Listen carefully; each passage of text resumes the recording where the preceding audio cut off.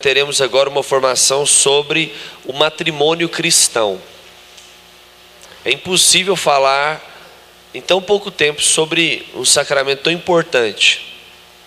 A gente vai tentar aqui passar principalmente a partir da teologia do corpo, do Papa João Paulo II. E depois do intervalo, nós teremos um breve intervalo, depois nós falaremos sobre o celibato cristão. Então nós vamos aproveitar bastante essa manhã por ter a intenção, como não teremos missa, já adianto para vocês essa triste notícia, teremos missa no encontro, a Júnia já tinha falado sobre isso também ontem, mas a gente então pretende terminar o encontro com o almoço, para a gente poder ter tempo, tem gente que veio de fora, ter tempo de se organizar para a missa na parte da tarde, né? Só queria mostrar para vocês aqui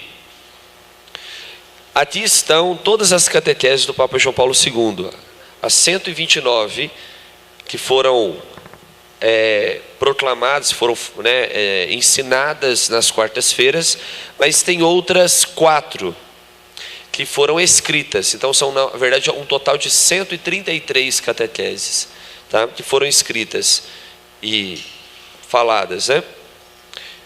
De setembro de 1979 a novembro de 1984. E as catequeses, tem gente aqui que está participando a primeira vez, então é importante falar. As catequeses são divididas em 2 partes fundamentais, eu falei isso ontem também. A primeira parte fala sobre o ser humano, quem é o ser humano. E a segunda parte fala sobre qual é a vocação do ser humano. Ou seja, primeiro, quem é o ser humano, aí dividido em 3 partes, né? A sua origem, história e destino. Isso aí você já tem que estar decorado, gente, né? A humanidade original, humanidade redimida, decaída e redimida, e a humanidade glorificada. São essas 3 partes, esses 3 ciclos de catequese que compõem a primeira parte. Quem é o ser humano? Vocês lembram daquele gráfico que eu fiz ali? Original, histórico e escatológico. E a segunda parte que fala sobre a vocação do ser humano. Então, tem também 3 ciclos, né? Se eu pegar aqui no índice, você vê que o primeiro ciclo fala do princípio. O segundo ciclo, a redenção do coração, né? O homem histórico. O terceiro ciclo, a ressurreição da carne. O quinto ciclo...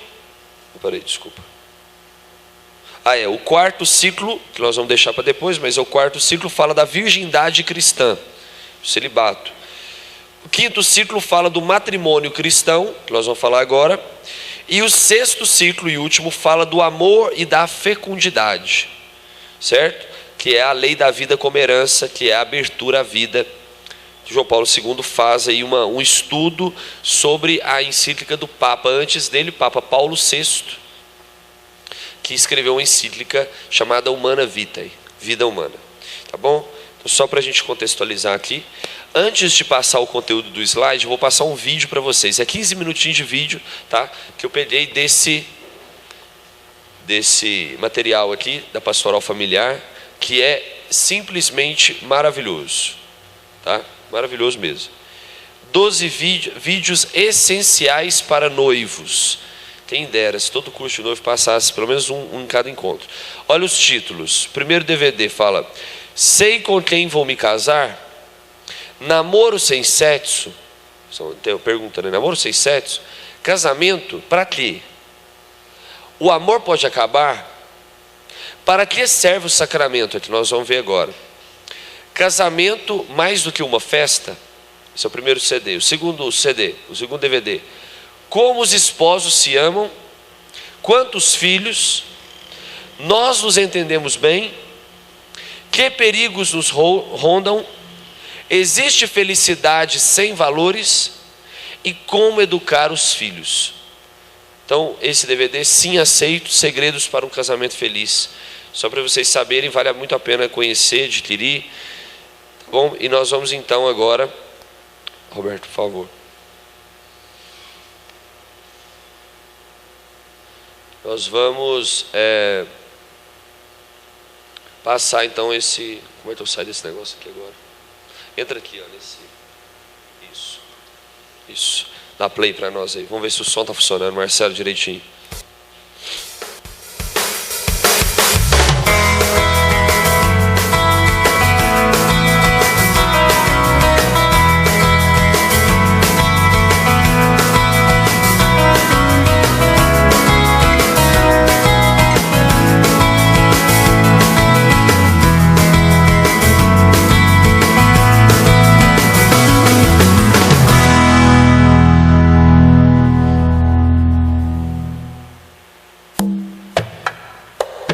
Fomos convidados para duas cerimônias bem diferentes.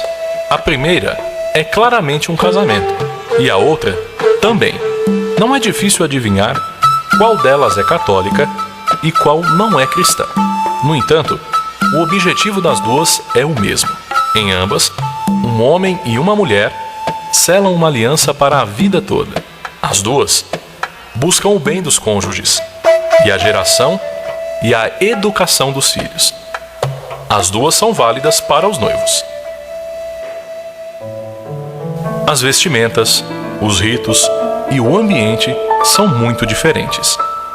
Mas a diferença principal é outra. O casamento católico é um sacramento e o outro não. Jesus Cristo ensinou o sentido autêntico do matrimônio quando disse: "O que Deus uniu, o homem não separe." Para a igreja, é importante que Jesus tenha ido às bodas de Caná e realizado aí o seu primeiro milagre. Desse momento em diante, o matrimônio entre batizados passou a ser considerado um sinal eficiente da graça de Cristo para os contraentes. Quer dizer, é um sacramento. O amor entre os católicos recebe um prêmio especial, que é o sacramento do matrimônio. Jesus Cristo instituiu esse sacramento, que é um grande sacramento, para assegurar que o amor entre dois cristãos disponha dessa força sobrenatural, que é a graça que os vai ajudar a superar todas as dificuldades com mais facilidade. É uma realidade importantíssima que o matrimônio seja um sacramento, porque significa participar de nada menos do que da aliança de Jesus Cristo com a Igreja, do amor divino. O matrimônio cristão não é só uma bênção para atrair benefícios para a família. É um ato pelo qual nos tornamos membros dessa aliança e participamos da fidelidade perpétua de Deus em relação aos homens. Para os cristãos, para os católicos, o matrimônio, além de uma instituição natural, é um sacramento. E é uma pechincha, porque pode nos levar ao céu. Nas palavras de uma pessoa queridíssima e santíssima, digo: o caminho e a porta para chegar ao céu, para mim tem um nome, é Tomás. Ou passo por ele, ou não chego ao céu. São Paulo esclarece: maridos, amem suas mulheres como Cristo amou a igreja. Com essas palavras fortes, ele eleva o amor humano, comparando com o de Jesus por sua esposa, que é a igreja. Tanto é assim que quando duas pessoas recorrem ao sacramento do matrimônio, elas saem da igreja enriquecidas com o amor louco da cruz, que levou Jesus Cristo a dar-se pela sua esposa, fiel até a morte.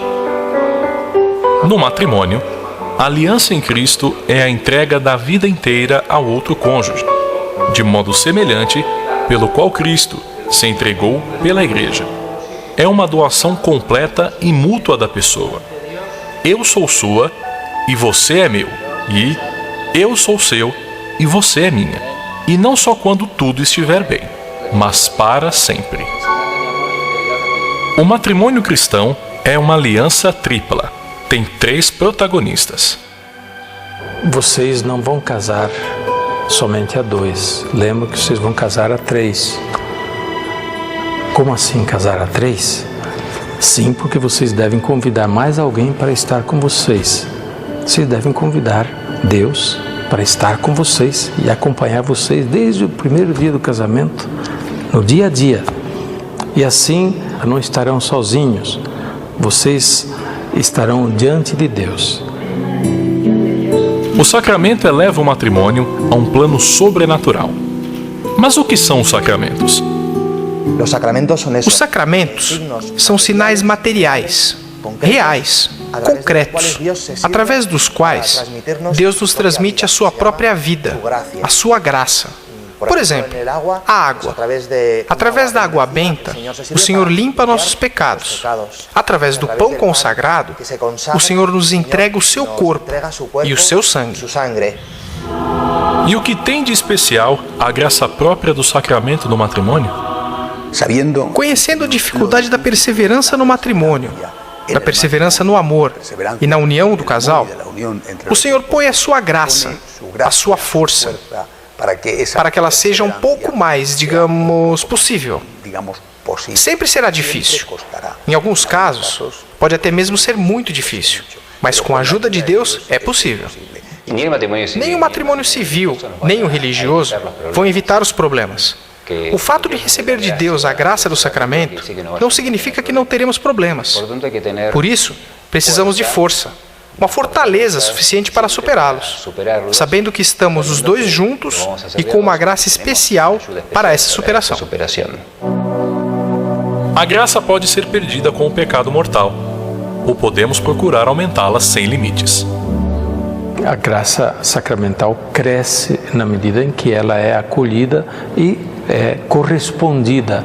Esta graça, ela deve ser buscada através da oração, através do alimento da palavra de Deus, sobretudo na celebração da Eucaristia, dos sacramentos, e é onde sempre de novo o casal pode renovar a graça recebida no sacramento do matrimônio. O sacramento do matrimônio precisa da ajuda do sacramento da Eucaristia e do sacramento da penitência. Pela penitência, reconhecemos nossas faltas e lutamos para superá-las. Recebemos também o perdão que precisamos.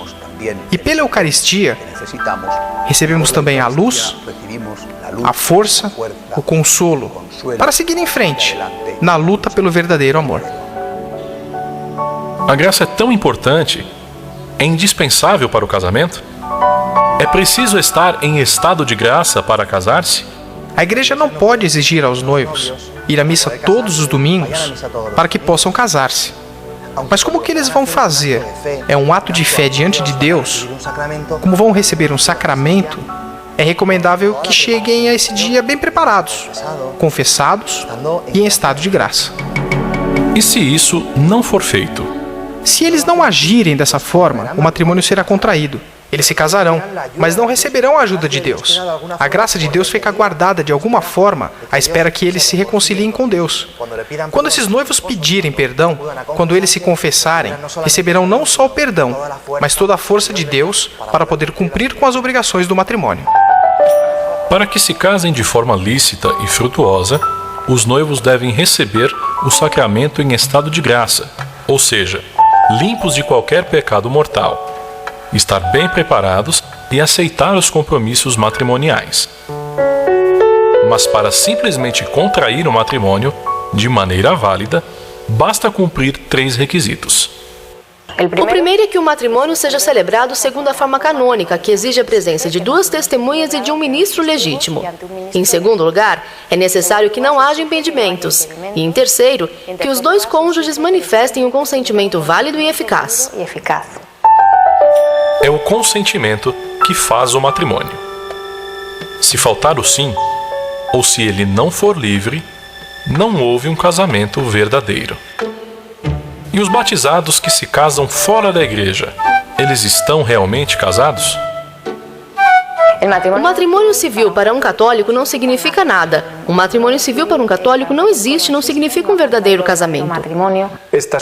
Essas pessoas que se uniram na forma civil não podem receber o sacramento da Eucaristia e o sacramento da penitência, até que se resolva essa situação de fato. Porque entre batizados, para que haja um matrimônio válido, é necessária a forma canônica. É necessário que contraiam o matrimônio pela igreja. Os batizados que praticam pouco ou não vivem a sua religião podem se casar pela igreja se aceitam o que significa o matrimônio católico, a união de um homem e uma mulher para sempre e aberta à procriação. Dizem que o matrimônio é uma vocação, um chamado de Deus. Que tipo de vocação é essa? O matrimônio é uma vocação à santidade, uma vocação maravilhosa. Deus é grande e faz com que onde está a minha felicidade esteja a minha santificação, fazendo crescer enormemente o amor todos os dias. Hoje, talvez mais do que no passado, a igreja destaca esse aspecto, que a santidade não é só para padres, para freiras, para consagrados na vida religiosa, mas é um chamado para todos os fiéis e, por isso, também para os casados. A mulher se torna santa, santificando o marido, e o marido se torna santo, santificando a mulher. A santidade matrimonial não requer coisas extraordinárias. Basta oferecer a Deus os afazeres da via ordinária. É possível santificar também o leito conjugal? O leito do casal.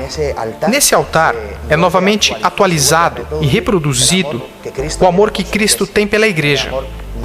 No amor nobre, puro e casto do casal, se reproduz uma realidade sobrenatural e são gerados novos filhos da igreja.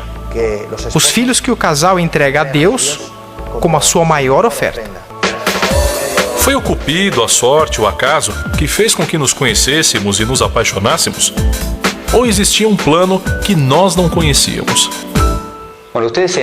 Vocês se apaixonaram e querem casar-se, e acreditam que isso foi uma casualidade. Na verdade, casualidades não existem. Isso estava no plano de Deus, porque o matrimônio é uma vocação. Deus queria que vocês se conhecessem, se apaixonassem e se casassem. E para vocês, o casamento é um caminho de santidade. O matrimônio não é fruto do acaso, da sorte, do horóscopo, das estrelas. É a vontade de Deus que se concretiza no momento do casamento. Poderíamos dizer que vocês não escolheram casar-se. Vocês disseram sim a Deus para que se casassem. E Ele, que desde toda a eternidade, sabia que vocês se casariam. Se compromete hoje por levar em frente esse matrimônio, a dar-lhes força e ajuda no que precisarem, para que sejam fiéis um ao outro e possam fundar uma família. E qual é esse plano de Deus para o casal? Aonde ele leva? Meu objetivo final é levar a minha mulher ao céu, ser satisfeito total e completamente em Deus, que pode nos transformar com essa nova harmonia a que se refere Santo Tomás. Um bem contínuo, uma felicidade duradoura, que nunca acaba e que só pode vir de Deus. No matrimônio, o casal também assume essa missão de dar testemunho do amor autêntico. Quando o casal deixa a igreja após o matrimônio, ele é ícone do amor de Jesus Cristo pela igreja, que o mostra para o mundo todo. Dessa forma, quando um casal usa suas alianças na rua, é como se estivessem gritando: como é grande o amor de Deus que entregou sua vida por nós. Podemos não ver a Deus, mas vemos os esposos. Ao vê-los, as pessoas pensarão: como se amam esses dois? Assim é como Deus me ama. Será uma faísca, um indício do amor inefável de Cristo pela igreja e por cada um de nós.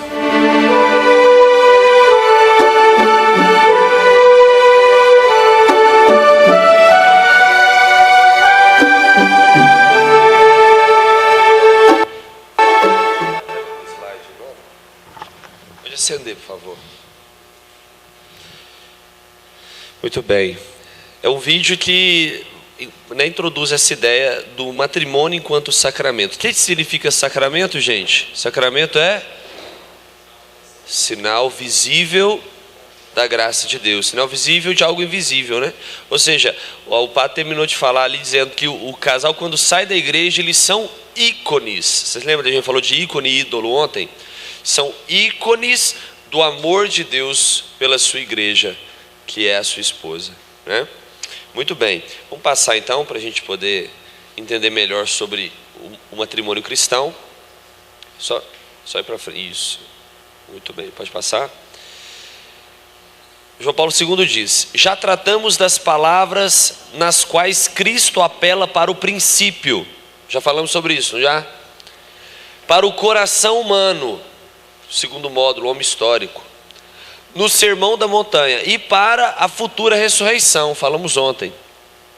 Portanto, se quisermos interpretar essa passagem, que nós vamos ler daqui a pouco, Efésios 5, 21 ao 31, devemos fazê-lo à luz do que Cristo já nos falou sobre o corpo humano. Se nós quisermos entender o verdadeiro sentido do matrimônio e da nossa vocação para o amor, seja no matrimônio ou no celibato, João Paulo II diz: é necessário entender primeiro quem é o ser humano, desde a sua origem, como ele foi criado, para que ele foi criado e com qual propósito Deus sonhou o ser humano. Nós entendemos desde então, da nossa origem, história, o homem original, decaído, redimido e futuramente glorificado, que o corpo e a sexualidade humana têm uma finalidade. A vocação primeira do ser humano, e nós já falamos isso, é o que santifica o ser humano, é a vivência do amor. Quem busca viver o amor, a partir daquilo que nós falamos ontem, não o amor que o mundo canta aí fora, ou escreve aí fora, ou proclama aí fora, que é um mero sentimento, não. O amor enquanto aqueles princípios que nós apresentamos. O amor que é livre, total, fiel e fecundo. O amor que ultrapassa a atração, o sentimento, o valor e alcança a transcendência. O amor que pode ser vivido na família, entre os amigos, com Deus, com a esposa, o namorado. Mas um amor que em Deus ele tem 3 níveis: de servo para filho, de filho para esposa. Um amor servil, filial e esponsal. Ou seja, este amor que tem como modelo Cristo, ele deve ser vivido a partir de quê, gente? Da nossa sexualidade. O que é o seu corpo então? A partir desse princípio de que a sua vocação é o amor, e que se você só vai encontrar sentido na sua vida se você amar, porque você existe para isso. Para que serve o seu corpo? O seu corpo, a sua sexualidade, a sua afetividade é um instrumento para amar. Os anjos não amam a partir do seu corpo. Os anjos não têm corpo. O ser humano é o único capaz de amar, tendo como instrumento o seu corpo. Por exemplo, o médico, quando ele vai fazer uma operação, ele tem como instrumento o bisturi, ele tem como instrumento a anestesia, ele tem como instrumento vários recursos. Nós, para amarmos, temos como instrumento a nossa sexualidade, a nossa afetividade, o nosso corpo. Você não pode virar, eu não posso virar para o Adilson e falar assim: Adilson, eu te amo, tá, Adilson? Te amo, tá? Se o meu corpo, se a minha sexualidade, a minha afetividade não se move desse modo, é claro, como o mundo lá fora diz, associando amor a sexo, simplesmente, aí nós não vamos compreender nunca que o nosso corpo é instrumento para amar. Mas se eu entendo que o meu corpo, na sua totalidade, na sua integralidade, ele deve ser movido para o amor. Por quê? Porque amar é doar-se ao outro. Então, quando, por exemplo, você dá uma comida para um faminto, é a sua sexualidade que está fazendo isso. É o seu corpo que está fazendo. Houve um movimento do seu corpo para amar. Sempre há no amor um movimento do nosso corpo em direção ao amado. Do mesmo modo que Cristo movimentou o seu corpo subindo ao Calvário e se entregando na cruz para nos amar. Jesus podia dizer assim, ó, aqui, ó, estou salvando todo mundo, tá? Assim, já seria um movimento, né?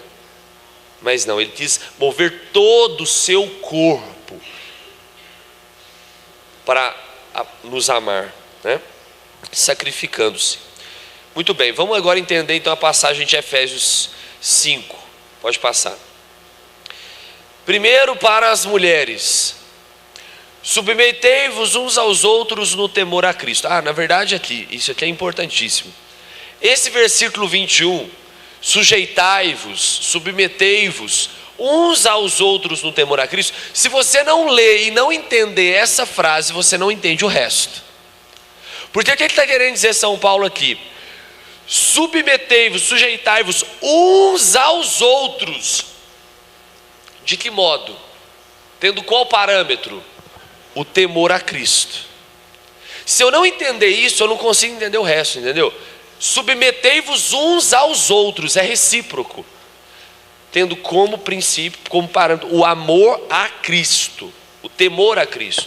Aí ele continua dizendo para as mulheres: as mulheres sejam submissas aos seus maridos, como ao Senhor, pois o marido é a cabeça da mulher, como Cristo também é a cabeça da igreja, seu corpo, do qual ele é o Salvador. Por outro lado, como a igreja se submete a Cristo, que as mulheres também se submetam em tudo aos seus maridos. Essa palavra é muito controversa, e a melhor maneira de explicá-la, tem duas formas de nós entendermos ela, tá? Nós entendermos a partir daquilo que eu acabei de dizer, de uma submissão que é mútua. Nós vamos ver João Paulo II falando sobre isso daqui a pouco. Essa submissão é mútua, ou seja, é dos dois. Há uma submissão mútua. Sujeitai-vos uns aos outros no temor a Cristo. Porém, mesmo assim, mesmo havendo essa reciprocidade, é necessário entender que aqui São Paulo deixa muito claro que a mulher deve ser de fato submissa. E a gente precisa entender então o que significa ser submisso. Sub é o que está embaixo, sustentando. Subsolo, está abaixo sustentando, que a gente pisa. Se não tivesse subsolo, a gente cai. Subsolo. Submissão, está sustentando a missão. A missão de quem? Do marido. Então a mulher ser submissa é sustentar a missão do marido. Qual que é a missão do marido? Passa aí. Da mulher ser submissa e do marido. Marido, amai as vossas mulheres como Cristo também amou a igreja e se entregou por ela, a fim de santificar pela palavra aquela que ele purifica pelo banho da água. Pois ele quis apresentá-la a si mesmo toda bela, sem mancha, sem ruga ou qualquer reparo, mas santa e sem defeito. É assim que os maridos devem amar suas esposas, como amam o seu próprio corpo. Aquele que ama sua esposa está amando a si mesmo. Qual é a missão do marido então? Está aqui, ó. Uma imagem vale mais que 1000 palavras, né? O marido deve amar a sua esposa morrendo por ela, dando a sua vida por ela. Qual que é a missão da esposa então? Permitir que o marido faça isso. Aí tem mulher que fala assim, ó: como é assim, em pleno século 21, falar que mulher tem que ser submissa ao marido, que loucura é essa? Agora, se você entender que ser submisso na linguagem bíblica é permitir que o seu marido dê a vida por você, mulher, eu acho difícil encontrar uma mulher que não queira encontrar um homem que esteja disposto a dar a vida por ela. E aí você pode falar assim: não, eu conheço, tem mulher aí que é tão feminista que não está disposta a ser submissa a homem nenhum sob nenhuma condição. Então você não pode ser cristã, porque ser cristã pressupõe que um homem deu a vida por você. Um homem. Se você for feminista a esse nível, você nem cristã pode ser, porque um homem chamado Jesus deu a vida por você. Casar-se, em certa medida, significa se submeter ao fato de que um outro homem quer, à luz deste, se sacrificar por você e pelos seus filhos. Ser homem exige coragem, esforço, para buscar tudo, sendo o último a ser beneficiado. Por exemplo, o homem é aquele que, como provedor, busca o sustento da família, mas ele é o último a ser beneficiado por isso. É aquele que alimenta todo mundo, se sobrar, ele come. O homem é aquele que preocupa com a família primeiro, depois ele. Claro que existe um caminho, nem todo homem, às vezes eu me preocupo mais comigo do que com os meus filhos e a minha esposa. Então é necessário uma conversão aí, né? Porque o ideal, o propósito é o que dá a vida pela sua família. Agora, uma mulher, ela tem de ser submissa ao marido que é cachaceiro, que bate nela, que bate nos filhos, que não é exemplo nenhum. Não, aí não. A mulher não tem que ser submissa a um marido que não corresponde. Ou seja, é sujeitai-vos uns aos outros. Esse é o primeiro versículo. No temor a Cristo. Então, o que uma esposa dessa tem que fazer? Rezar pela conversão do marido. À luz de Santa Mônica, que rezou não só por Agostinho, mas rezou pelo seu marido, que confessou antes de morrer e foi salvo. E era um cafajeste. Então a esposa tem que entender que ser submissa, nesse caso, quando tem um marido que não está disposto a dar a vida por ela, é contar com a graça de Deus, né? E o marido do mesmo jeito. Tem muita mulher também que não presta. Desculpa, né? Mas é verdade. O marido, nesse caso, se é cristão, tem que rezar pela conversão da esposa. Se, claro, de fato, o matrimônio é legítimo. Pode passar para frente. Então vamos entender essa submissão. Quando se expressa dessa forma, o autor não tem intenção de dizer que o marido é dono simplesmente da mulher, né? E que a aliança interpessoal própria do casamento é um contrato de dominação por parte do marido. É claro que não. A pessoa que prega isso ou acha isso está totalmente equivocada. Não significa que a mulher é propriedade do marido, como ele tem um carro que ele acabou de comprar. É óbvio que não significa isso. O marido e a mulher estão, na verdade, submissos um ao outro, mutuamente subordinados um ao outro. A fonte dessa submissão recíproca está na piedade cristã, cuja expressão é o amor. Pode passar. Então nós vamos refletir, tem duas analogias nessa passagem de Efésios. A primeira analogia é Cristo e a igreja. Ainda que os cônjuges devam ser submissos uns aos outros como ao Senhor, todavia no que se segue, o marido é acima de tudo aquele que ama e a mulher em contraste aquele que é amado. Então veja bem, embora há uma submissão que é mútua, tem que entender o seguinte, tem diferença sim na missão do marido e na missão da esposa. E de uma forma mais clara, é o mesmo que dizer, o marido é aquele que ama e a mulher é aquela que é amada. Em primeira instância. Em primeira instância. Porque depois vai acontecer também o inverso. A esposa ama, o marido é amado. Porque quem nos amou primeiro, gente? 1 João capítulo 4. Vamos lá, né? Vamos na palavra, pega aí. 1 João capítulo 4, que aí a gente fundamenta bem. 1 João capítulo 4, versículo 7.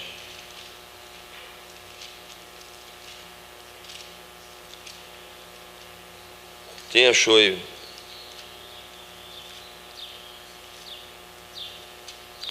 Caríssimos, amemo-nos uns aos outros, porque o amor vem de Deus, e todo aquele que ama é nascido de Deus e conhece a Deus.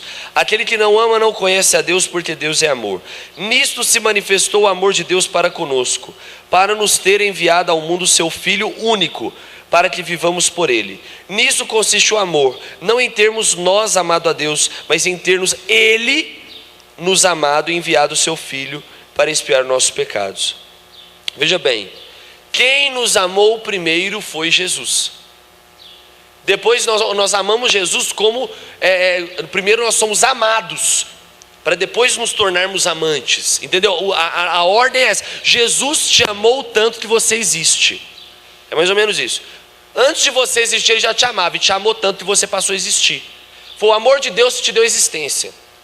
E ele continua te amando. A partir daí, você deve amá-lo de volta para merecer a sua presença eterna, sua companhia eterna. Deu para entender essa lógica? Quem ama primeiro é Jesus. Do mesmo modo, quem deve amar primeiro, veja bem, presta atenção nisso, quem deve amar primeiro é o marido. Por isso o marido é aquele que se doa em primeiro lugar. Veja bem, há na natureza feminina uma necessidade de ser conquistada todos os dias. Estou falando aqui para quem namora, mulheres, o rapaz, não fala para os rapazes, que namora, que é noivo, que é casado. Entenda isso. Você tem que conquistar a sua mulher todos os dias. Porque há na mulher, na natureza feminina, uma necessidade maior em ser amada do que no homem.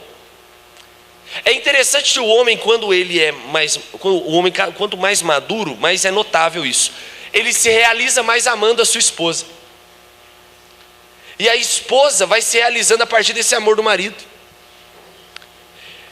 Aí uma representação do que é amado, porque às vezes o homem que fala assim, não, eu não vou amar, eu não me ama, sabe aquela coisa assim? Quem tem que dar o primeiro passo, presta atenção, homem, é você. Primeiro passo em direção. Por isso que geralmente quem dá o primeiro passo na conquista é o homem, porque ele tem que ser o primeiro passo no ato de amar, porque ele é o Cristo e ela é a igreja. Quem amou primeiro foi o Cristo. A igreja ama de volta. Então, seguindo esta lógica, esta analogia do Cristo cabeça, a igreja como corpo, quem tem que ter a primeira atitude é o homem, nesse ato de amar. Por isso esse exercício de amar é fundamental, né? Pode-se mesmo levantar a ideia de que a submissão da mulher ao marido, entendida no contexto do trecho completo da epístola aos Efésios, significa, acima de tudo, experimentar o amor. Ou seja, o que é essa submissão da mulher então? É experimentar o amor. Ser submissa é esperar que me ama. Ou seja, sustentar a missão do marido, que é a missão do marido me amar, como Cristo amou a igreja. Nessa concepção, meu filho, a melhor coisa que tem na sua vida, mulher, é ser submissa a um homem que te ama. Qualquer mulher que seja inteligente está disposta a ser submissa a um homem que está disposto a dar a vida por ela. Tanto mais que essa submissão se refere à imagem da submissão da igreja a Cristo, a qual certamente consiste em experimentar o seu amor. Ou seja, a igreja foi amada por Cristo na cruz primeiro, e a igreja agora deve, a igreja peregrina, amar o Cristo de volta, para com ele viver eternamente nessa via esponsal. Pode passar. A segunda analogia, a cabeça e o corpo. Há também uma analogia suplementar, isso é a analogia da cabeça e do corpo. Essa analogia suplementar mostra que estamos lidando com dois sujeitos distintos, que se tornam em certo sentido um só sujeito. A cabeça constitui juntamente com o corpo um só sujeito, um só organismo, uma só pessoa humana. Qual é o grande mistério do casamento? Primeiro entra o marido, depois entra a esposa. A hora que acaba a cerimônia, o que acontece? Os dois saem juntos. O que significa isso? Uma só carne. Ali já não são dois, mas um só. Eles saem juntos porque é um só. Essa analogia, essa comparação da cabeça e do corpo, ela mostra o seguinte também: que o corpo, aqui ó, o corpo ele deve estar sujeito, em certo sentido, à cabeça. Veja bem, tem muita gente que faz aquela comparação quando está muito apaixonado, aí escreve aquele poema para a menina dizendo assim: você é a metade da minha laranja. Você já viu isso? Essa comparação ela não é muito boa. As metades da laranja. Essa aí foi fraca. Fábio Júnior falhou nessa. Muito fraca. Por quê? Porque duas metades da laranja elas são muito parecidas. O homem e a mulher são muito diferentes. Inclusive, para dar certo é bom que seja diferente mesmo, porque aí eles têm muitas coisas para se completar, né? Se a Ângela falasse tanto quanto eu, imagina como ia ser lá em casa. Ia ser terrível, né? Não ia dar para ficar junto. Então a Ângela é mais nos bastidores, é mais caladinha. Ou seja, a diferença entre nós é a realidade da nossa complementariedade. Um completa o outro na nossa diferença. Uma vez na clínica eu sempre conto isso, né? A menina chegou lá, virou para mim e falou assim: Valdo, eu acho que eu vou terminar meu namoro. Mas por quê? Não, porque a gente é diferente demais. Mas isso é um bom sinal. Porque se você fosse igual a ele, você não teria muita coisa a acrescentar para ele, nem ele para você. Então duas metades da laranja não é uma comparação muito boa. Não é à toa então que São Paulo usa a comparação da cabeça e do corpo, porque a cabeça é totalmente diferente do corpo, mas elas juntas se completam. Eu gosto também da comparação da tampa e da panela. Por quê? Porque é boa demais. Não é? A tampa é totalmente diferente da panela, mas elas juntas se completam. Agora vocês decidem, para o ímpar, quem quer a tampa, quem quer a panela, né? quem que é a tampa, quem é a panela, eu não sei. Só sei que a cabeça é o homem e o corpo a mulher. Tá? Pode passar. E é interessante também, a gente pode ir além nessa comparação do corpo e da cabeça, porque de fato, na natureza masculina, o homem tende a ser mais racional, não é? Cabeça. E a mulher tende a ser mais emocional, não é verdade? Coração. Você acha que é diferente? Aí você é coração, irmão? Você é cabeça? É? Ainda bem, né? Pelo menos, porque senão se os dois fossem cabeça, os dois fossem coração, aí isso é pior, né? Tem que ter diferença, né? Tá, toda regra tem exceção, né, gente? Tá bom. Pode passar. Não, deixa isso aí entre vocês aí. Vai, pode passar. Vou entrar nessa briga não. Aqueles que, como cônjuges, segundo o eterno desígnio divino, se unem a ponto de se tornarem, em certo sentido, uma só carne, são também, por sua vez, chamados, mediante o sacramento, a uma vida segundo o Espírito. Isso aí está na Catequese 101. Uma vida segundo o Espírito. Então, veja bem, gente, quando um casal se une, vivendo de verdade unidos como uma só carne, eles estão caminhando. Claro, só é possível ser uma só carne se for um matrimônio legítimo, se for um sacramento. Não é um casamentozinho qualquer, um casamento civil. Isso não é sacramento, não tem valor nenhum, como a gente viu no vídeo. Casamento civil é dar a César o que é de César, mas o que vale para nós é dar a Deus o que é de Deus.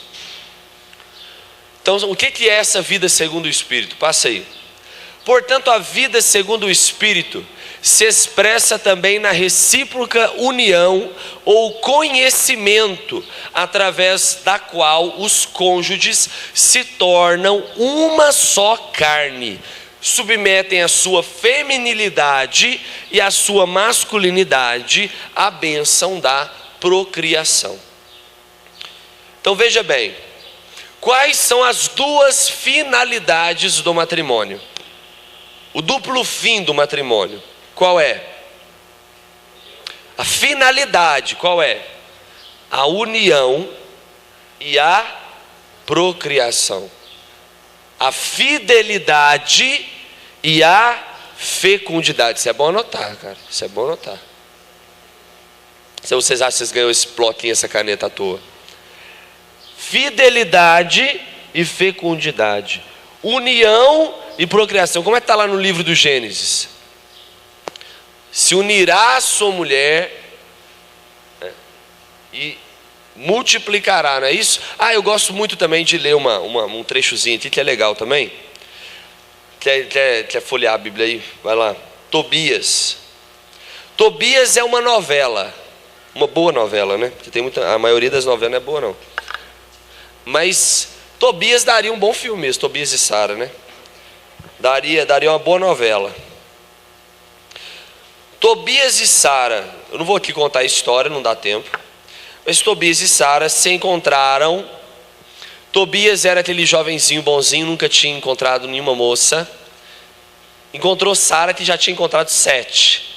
Detalhe, Sara encontrou 7 e todos na lua de mel morreram. Ou seja, a mulher é terrível. Tinha uma fama que não era muito boa.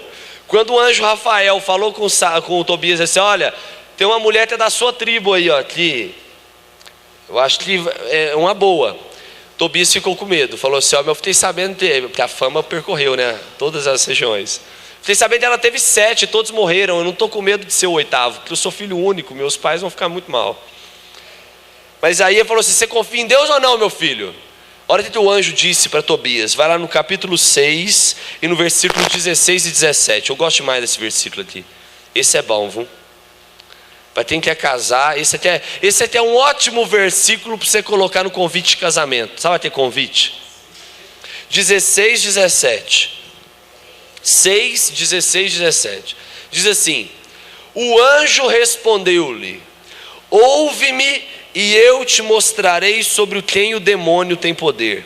São os que se casam, banindo Deus de seu coração e de seu pensamento, e se entregam à sua paixão como o cavalo e o burro, que não têm entendimento. Sobre esses o demônio tem poder.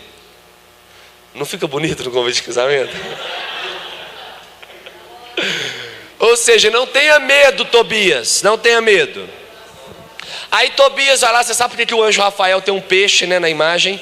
Tem um cajado, porque ele é o peregrino que guia Tobias. Mas ele tem um peixe na outra mão, porque é o seguinte: eles vão lá, pescam um peixe, e o anjo Rafael vira para ele e fala assim: aqui ó, guarda o fígado.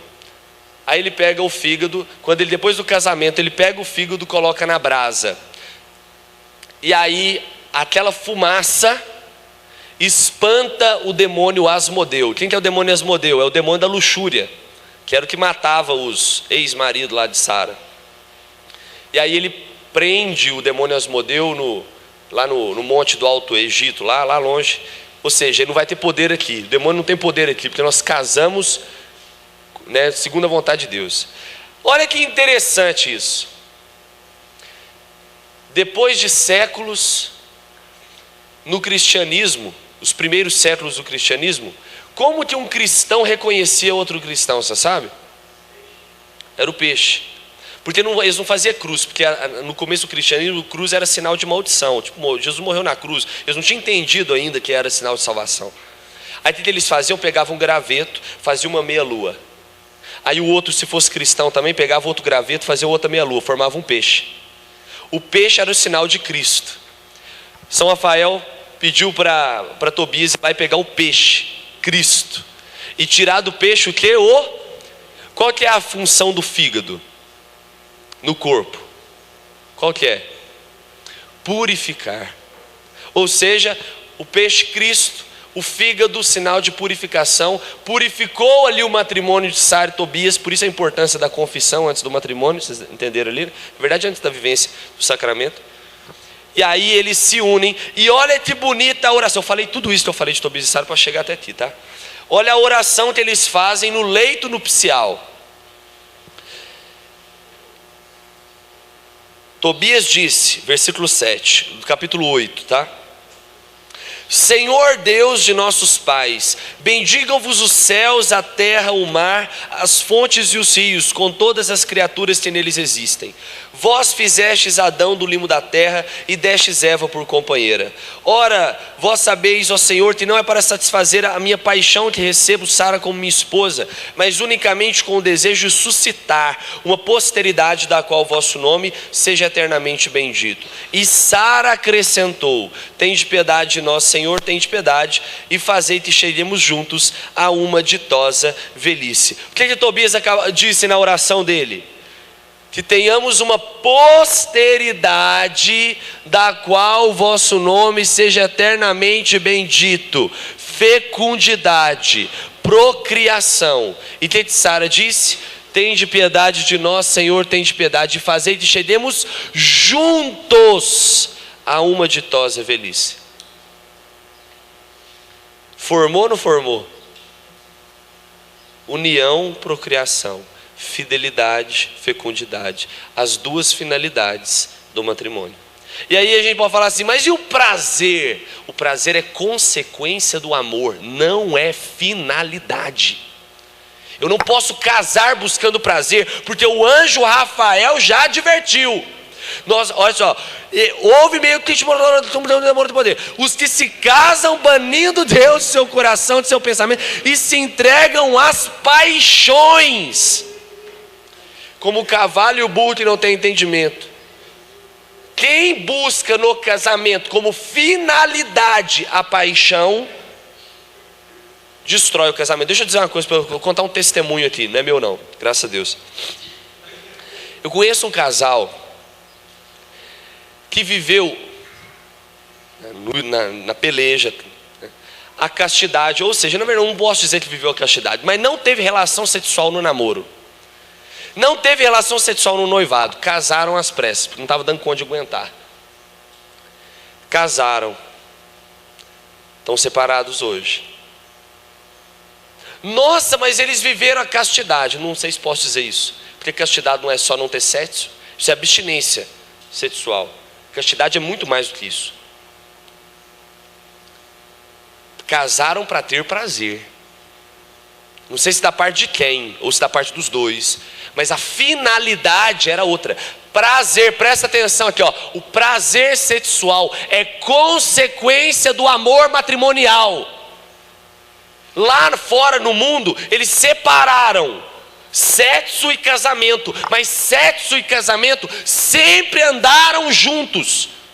Porque o sexo legítimo é aquele que une o pênis e a vagina. O pênis e a vagina, eles existem para união, porque o pênis, você poderia urinar, meu querido, de 1 milhão de maneiras diferentes.